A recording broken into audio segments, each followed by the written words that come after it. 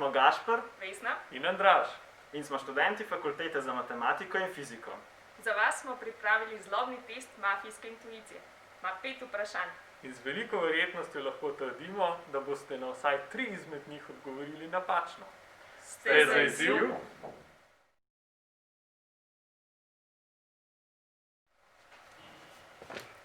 Veste, ko čarovnice letijo na metli?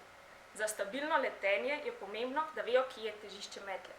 Tega lahko najdemo tako, da metlo preprosto uravnovesimo na enem prstu.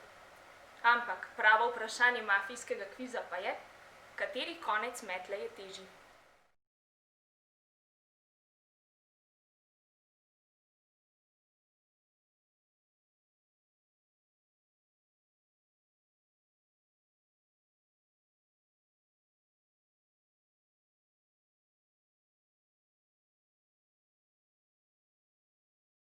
To najlažje preverimo tako, da metlo preprosto prerežemo na mestu njenega težišča in oba dela stehtamo. Ročaj tehta 275 gramov. Spodnji del metle pa 375 gramov. Vidimo torej, da je spodnji del metle težji. Zakaj je temu tako? Spomnimo se na preprosto gugalnico, ki je uprta na sredini. Če se otrok, ki se ponavadi usede na konec gugalnice, hoče gugati svojim staršem, se mora starš usesti nekoliko bližje opori. Podobno se zgodi z metlo. Če jo želimo uravnovesiti, jo moramo opreti nekoliko bližje težjemu delu. Egipčani so v piramidah pokopavali. Matematike pa zanima nekaj povsem drugega. In sicer, če imamo dve piramidi, eno 4-strano in eno 3-strano, kjer so vsi robovi obeh piramid enako dolgi, nas zanima, koliko ploskov ima telo, ki nastane, če te dve piramidi združimo vzdolž trikotnih ploskov.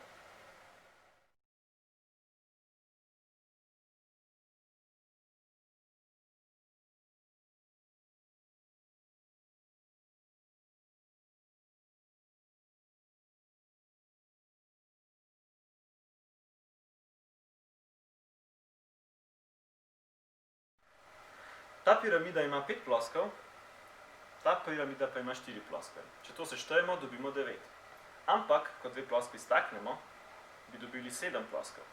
Ampak v resnici opazimo, da se tudi te dve ploskvi in ti dve ploskvi staknejo v ravno ploskov. Torej, v resnici dobimo le 5 ploskov. No, če ste na prejšnji dve vprašanju odgovorili pravilno, pa na tega zagotovo ne boste. Tu imam 2 balona, napihnjena sta na različno velikost in povezana s cevko. Pri vsakem balonu imamo en ventil in vprašanje se glasi, kaj se zgodi, ko te 2 ventila odprem.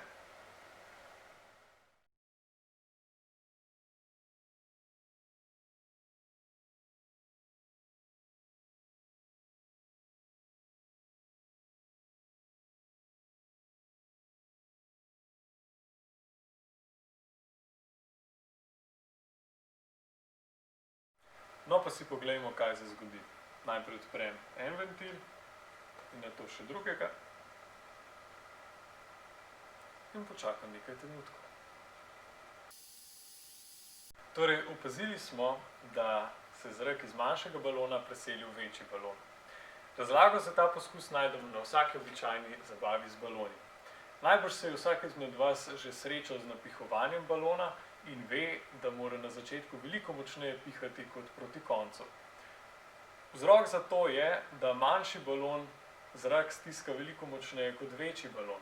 In ravno v tem je razlog, da je uspel manjši balon iztisniti svoj zrak v večji balon. Vam fizikalna vprašanja povzročajo težave? No, potem imate srečo, saj naslednje vprašanje ponovno matematične narave. In sicer imamo 2 zobnika, enega malo večjega in drugega manjšega, in večji ima 2-krat večji obseg kot manjši. Moje vprašanje pa je, kolikokrat se manjši zobnik zavrti okoli svoje osi, če ga kotalimo po robu večjega zobnika.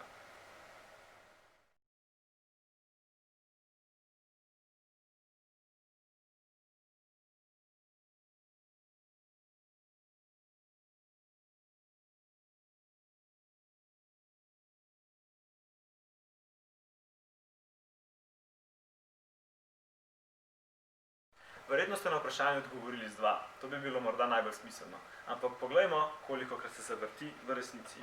Spremljajmo belo piko. 1,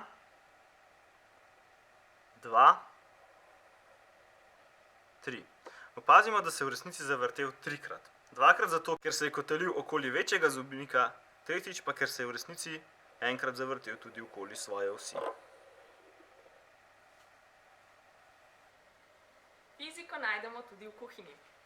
Za vas imam še zadnje vprašanje. To jajce je trdo kuhano in to jajce je surovo.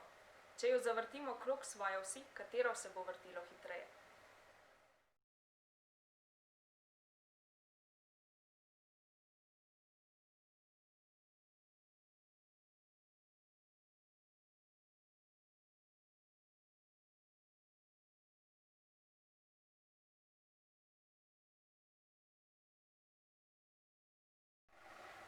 Pa poskusimo.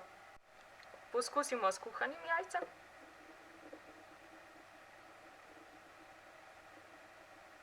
Zdaj pa še s surovim.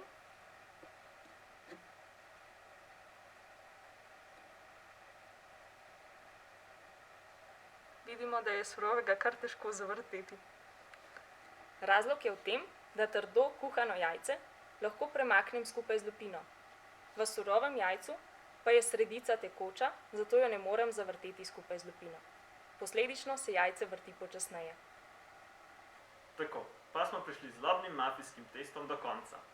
Upamo, da smo vam dokazali, da je intuicija v vsakdanjem življenju zelo pomembna, vendar pa se raziskovalci ne smejo zanašati le nanjo. Zato je ključnega pomena, da znamo svoje izsledke podkrepiti z izračuni in eksperimenti in s tem potrdimo pravilne rezultate. Hvala za pozornost. Se vidimo. Adijo! Okay. Okay.